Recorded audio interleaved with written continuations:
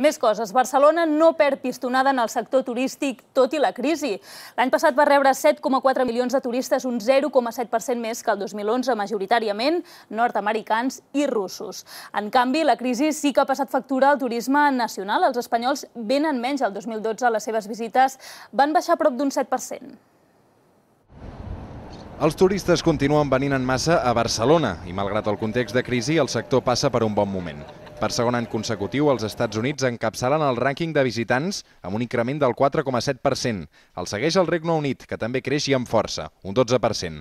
La crisi econòmica passa factura a italians i francesos, que el 2012 van venir menys a Barcelona. El turisme procedent dels països de l'est protagonitza l'increment més important, amb un 31% més de visites. El mercat rus guanya pes i Turisme de Barcelona el vol potenciar encara més. Al llarg d'aquest any farà 10 visites promocionals a Rússia.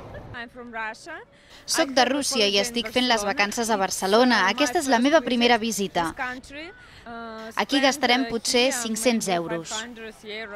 Turisme de Barcelona remarca la bona acceptació que ha tingut la taxa turística. Al llarg d'aquest any la recaptació provinent d'aquest impost serà d'uns 6 milions d'euros, que es repartiran l'Ajuntament i Turisme de Barcelona. Tornaríem a donar suport a la taxa turística, que no hi ha hagut el més mínim problema, el més mínim conflicte amb els turistes i les persones que han visitat Barcelona ciutat.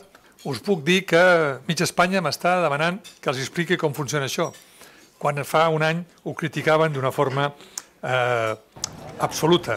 L'Ajuntament de Barcelona també ha fet pública avui una enquesta sobre l'acceptació turística entre els ciutadans. El 96% dels enquestats creuen que el turisme és beneficiós per la ciutat, mentre que el 72% opinen que encara s'ha de potenciar més. En l'enquesta hi han participat 1.200 barcelonins dels 10 districtes municipals.